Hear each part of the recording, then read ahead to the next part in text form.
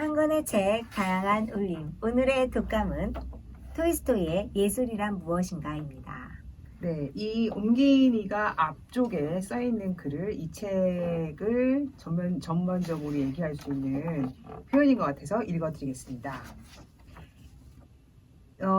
참된 예술의 사명이란 인류의 안녕과 행복이 그들의 융합 일치에 있다는 진리를 차디찬 이성의 범위에서 따뜻한 감정의 밭으로 옮기며 그리고 지금 군림하고 있는 폭력 대신 신의 나라를 즉 인류 생활의 최고 목적으로 여기는 사랑의 왕국을 건설한다는 것이다 라는 것을 피력하는 책입니다.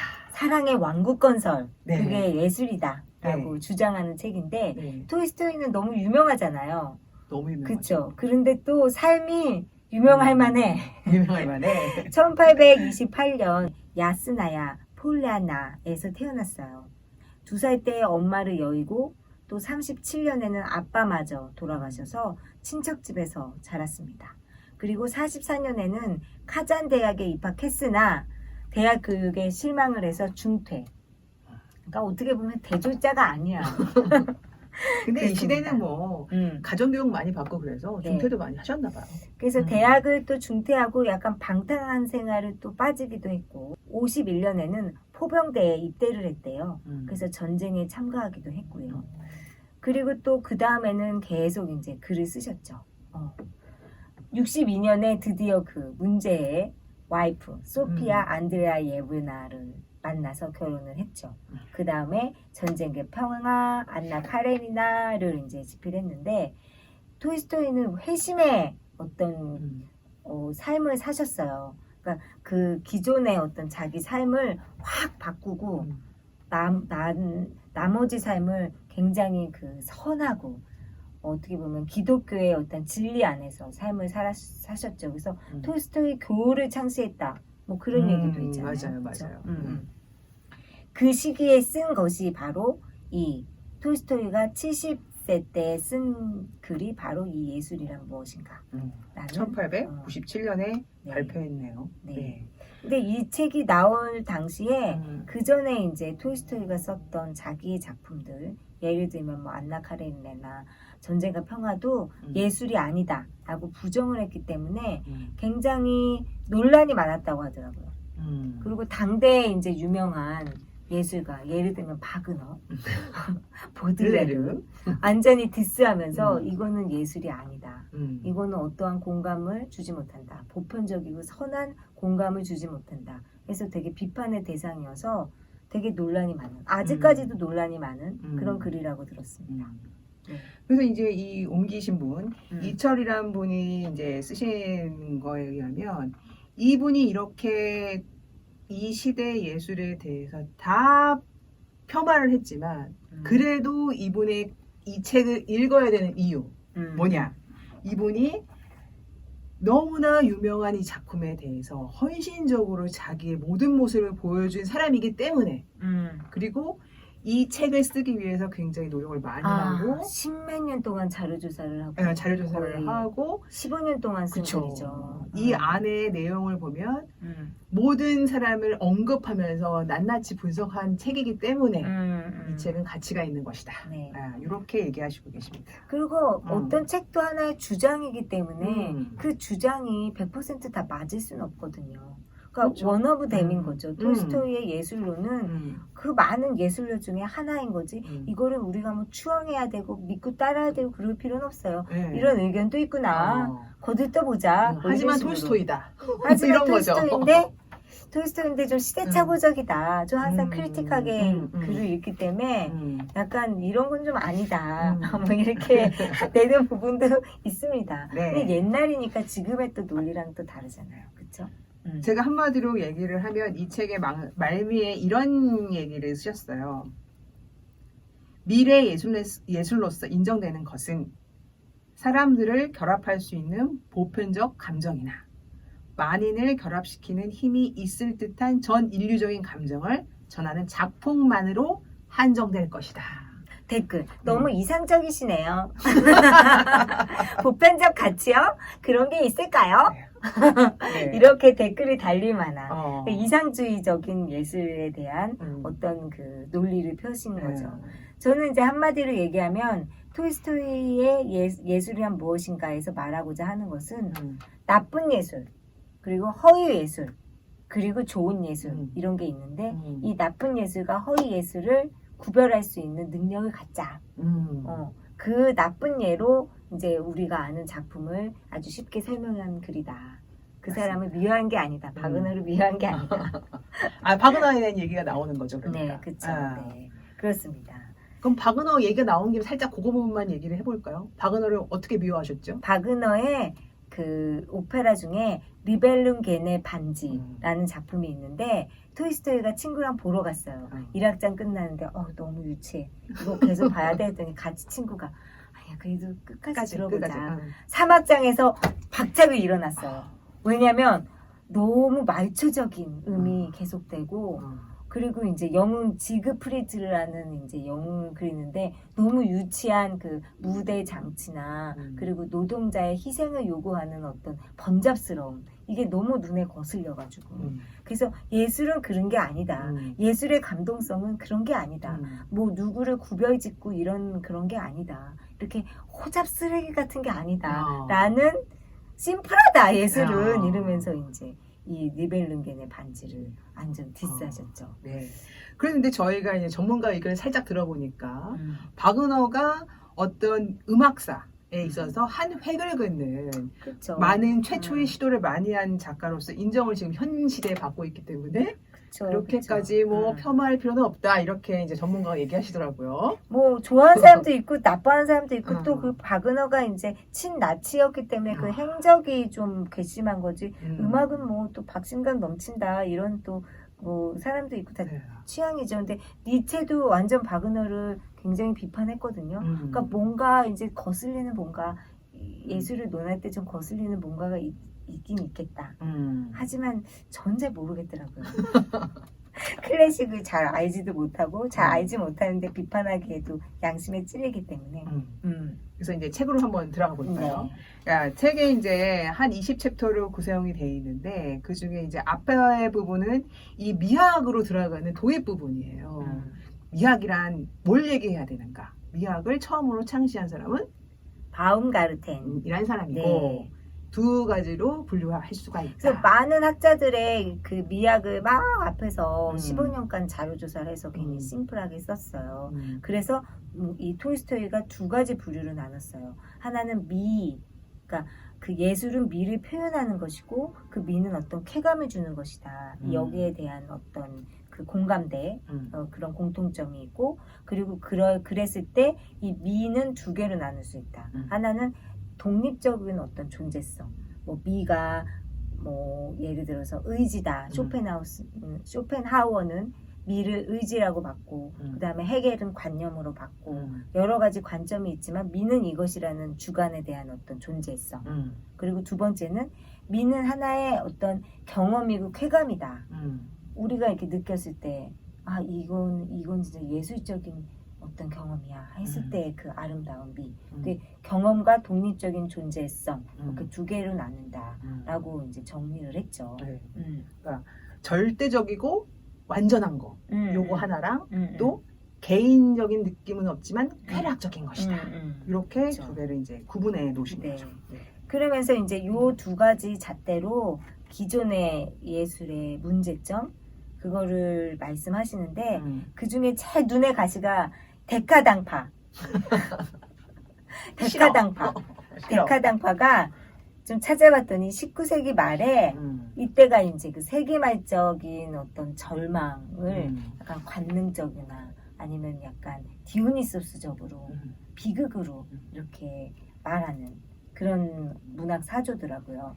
대표적인 시인이 보들레르, 네, 말라르메, 베를렌 이렇게 있다고 하는데 보들레르 시를 우리는 굉장히 악의 꽃이나 되게 좋아하잖아요. 맞아요. 그렇죠, 낭만적이고. 근데 이제 아주 인용을 해요. 싫다고. 이래선 안 된다고. 무슨 말인지 모르겠다. 얘네가 이렇게 쓴 거 그 반복 어구 왜 넣는지 모르겠다. 아. 그리고 무슨 말이지? 이거는 일반 사람들이 들었을 때 너무 감동돼 이런 부류가 아니다. 자기네끼리의 잔치다.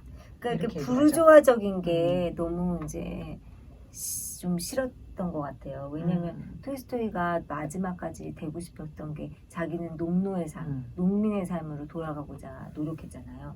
그러니까 너무 부르조아적으로 지들끼리만 아는 막 유식한 표현, 막 상징 이런 게 싫었던 거죠.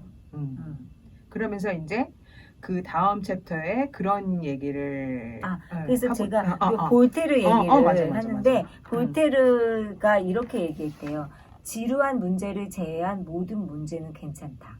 그러니까 지루한 것 빼고 다 괜찮아. 이렇게 볼테르가 얘기했는데 이제 토이스토이는 이렇게 말하고 싶대요. 이해되지 못하는 것 또한 아무런 감정마저도 전하지 못하는 것을 제외하고는 모든 문제가 괜찮다. 그러니까 이해 못하고 너무 막 감동 없는 것 빼곤 다 괜찮아. 이렇게 얘기하는 바꿔서 얘기했습니다. 네. 그래서 이제 그 다음 챕터에 넘어가면 무슨 얘기 나오냐면 이 예술에 있어서 하지 말아야 될 거, 하지 말아야 될 거를 네 가지로 이제 정리를 하셨는데 첫 번째가 표절. 표절은 지금도 뭐 핫한 이슈이기 때문에 하면 안 돼. 두 번째 모방. 세 번째 속임수. 속임수는 어떤 거냐면 막 너무 과한 음향 효과. 그러니까 지금으로 얘기를 하자면 막 영화 화면에 그냥 죽으면 되는데 막 피 철철 흘리고 막 목 떨어진 거 막 대골대골 굴러가고 막 이런 거 과하게 표현하면 안 돼. 뭐 이런 그게 다 속임수다. 사람을 흥분시키고 사람에게 이상한 감정을 불러일으키고. 그러니까 마블 영화 안 돼. 너무 제작비 많고 막 효과 본이고 그러면 이제 안 되는 거야. 토이스토이 입장에서는 마블 영화 안 보다 나갈걸요. 그 예술 아니야. 그 예술 아니야. 네. 그다음에 네 번째 흥미를 너무 위주로 가면 안 돼. 지금 얘기한 것처럼 마블 영화 같이 흥미만 주고 남는 게 없어. 보고 나왔는데 뭘 봤는데 내용 기억 안 나. 이런 거 예술 아니다. 저는 신원문화사 다른 판본으로 읽었는데 그 부분에 대한 해석이 좀 달라서 같이 소개시켜 드릴게요. 이 해선 안 되는 거, 제1이 빌리는 것. 이거를 이제 표절이라고 했는데 네네. 이거는 빌리는 것이라고 하셨고 제2는 모방, 그리고 제3은 경이로움, 즉 효과 본의, 그러니까 속임수라는 거. 그리고 4는 네 번째는 흥미, 똑같고. 근데 뜻은 안 통하는데 뭔가 그쪽이 더 나빠 보이네요. 표절하면 절대 안 되니까. 법무사에서 표현한 게 더 나빠 보여요? 네, 더 나빠 보인다. 나빠 보인다. 하면 안 될 것 같긴 해요. 사실은 표절이라는 게 이제 어느 부분의 표절이냐, 뭐 음악에서는 어디까지가 표절이냐, 동기 두 개가 뭐 똑같으면 표절이다 이런 거에 대해서 막 법적으로 막 해놨는데. 그 얘기도 있어요. 우리가 지금 이 시대보다 훨씬 더 쌓아놓은 이 문학적인 감성이 많기 때문에 어느 순간 보다 보면 이거 어서 봤는데 이런 게 이제 많아졌다. 그렇죠. 이런 얘기도 있습니다. 다 돌려막기 식으로 다 표절이고 다 모방이다. 뭐 이런 식의 얘기도 나왔죠. 네. 그렇죠. 그래서 이제 이 나쁘다 이런 얘기만 하신 게 아니라 그러면서 149쪽에 보면 진정한 예술 작품에 대한 얘기도 있어요. 네, 진정한 예술 작품이란 무엇이냐 그러면 이런 걸 다 피해서 동시대 최고의 세계관을 갖고 감정과 욕구와 가능성, 예술 재능 이런 걸 다 표현하면 된다. 그러니까 그래서 발가락이 BTS라고 막 그랬잖아요. 이 네. 부분에서. 근데 네. 내가 근데 BTS가 그런 어떤 뜻을 담았을지는 러브 유어셀프나 뭐 보편타당한 어떤 그런 메시지를 담아서 발가락이 BTS 아니야 이랬는데 아니 근데 우리나라 아이돌 그런 양육 시스템을 인정하시지 않아. 왜 예술학교를 싫어하셔서. 왜냐하면 그 다음 챕터에 그런 얘기가 나와요. 거짓 예술품을 제작한 조건이 있다. 그러면 첫 번째는 너무 보수를 받으려고 직업을 가진 것처럼 막 그거를 뭐 계속 공산품 만들어내지 하면 안 된다. 그러면은 거짓 예술품이 나오게 된다. 그다음에 두 번째 예술 비평 필요 없다. 네가 만든 것도 아닌데 왜 비평하는 사람들이 가치를 다 정해놓느냐. 이거 거짓 예술품 만들게 된다. 자꾸 모방하게 되고. 그러니까 그리고 세 번째 예술학교 필요 없다. 그러니까 예술학교 안 돼. 예술학교 안 된다. 지금 BTS 만들려고 학교 만들면 안 된다. 아니 그리고 우리나라 K-팝이 완전히 완전히 어렸을 때부터 영재 교육 하잖아요. 그렇죠. 엄청나거든요, 그 시장이. 그래가지고 뭐 오디션 프로그램 하나 나갈래도 학원을 그렇게 다니고 칼 근무 이런 게 완전 다 그 토이스토리가 싫어하는 그런 학교 그쵸. 시스템이거든요. 그 학교 필요 없다고 얘기하면서 예술가가 어떻게 교육으로 되겠느냐. 똑같은 거를 계속 생산하고 똑같은 발레 뭐 오른쪽으로 가라 왼쪽으로 가라 춤추는 게 무슨 예술이냐. 그냥 기계지.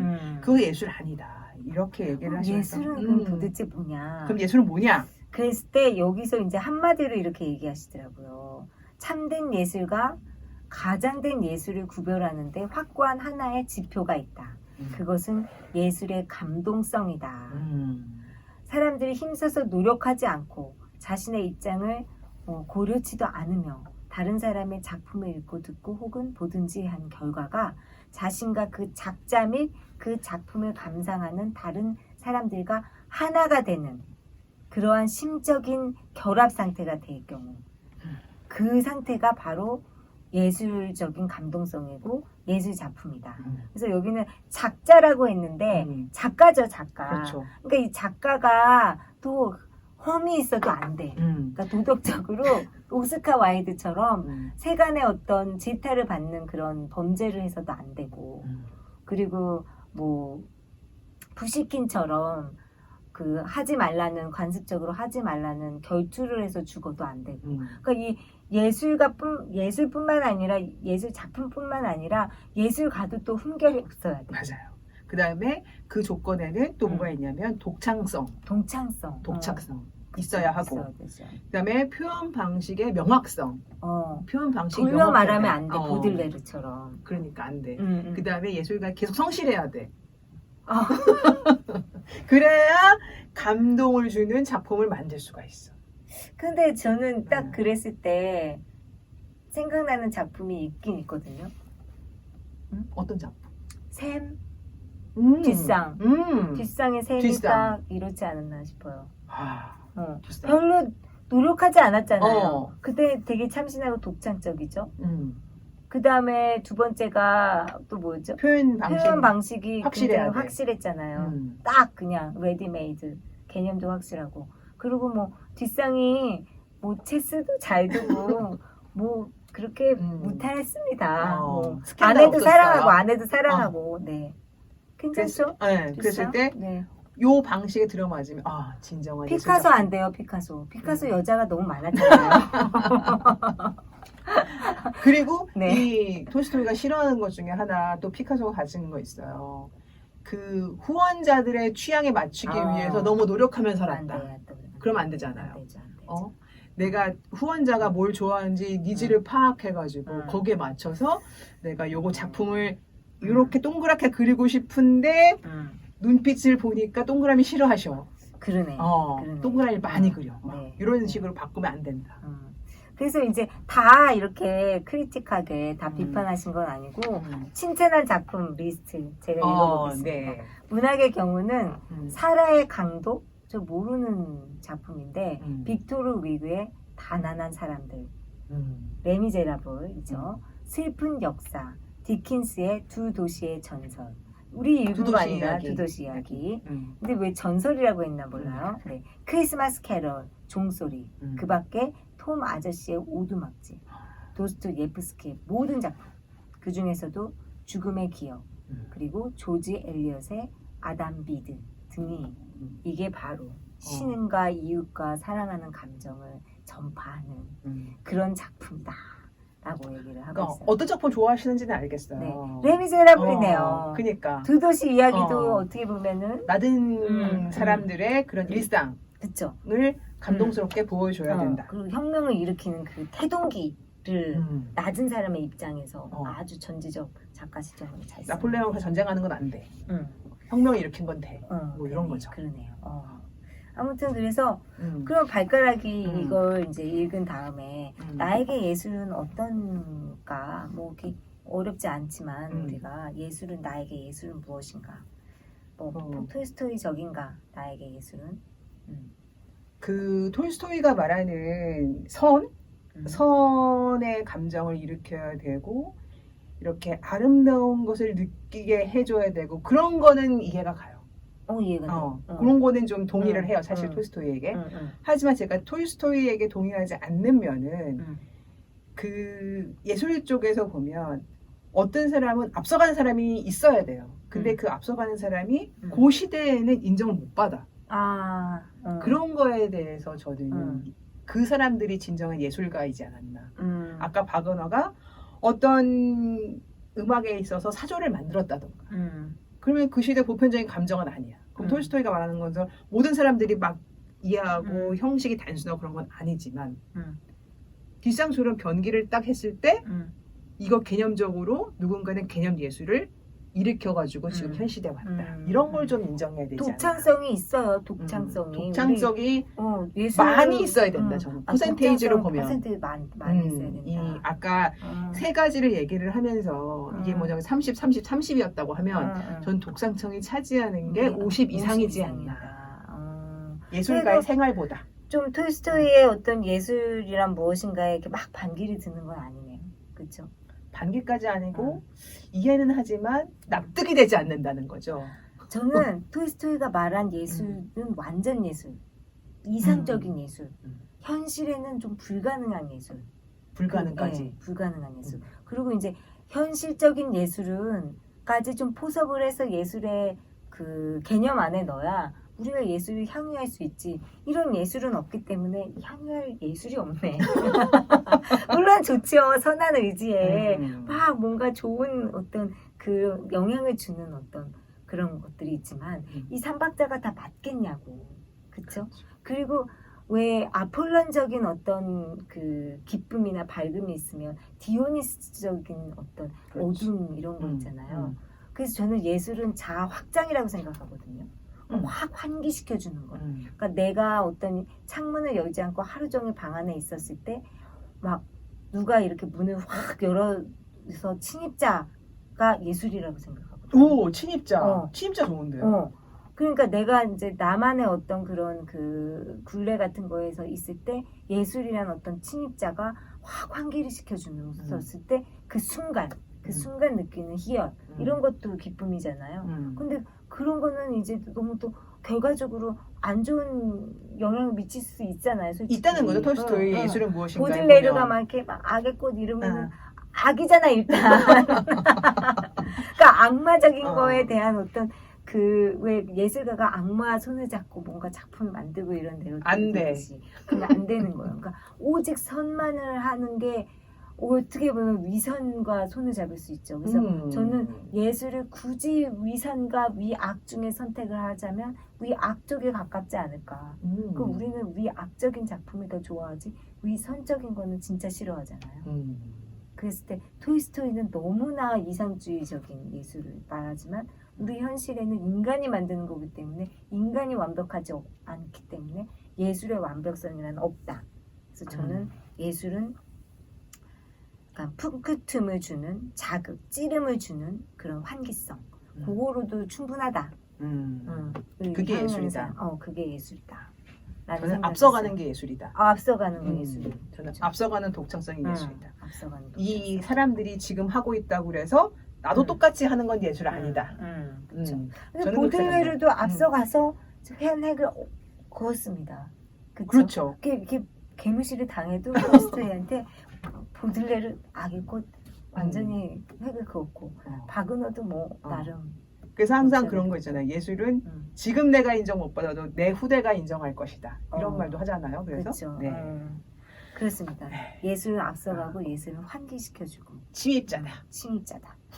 예술 침입자론 밀고 가야겠네요. 네, 괜찮습니다. 자, 오늘 예술이란 무엇인가 읽었어요. 다음에도 좋은 책으로 찾아올게요. 안녕.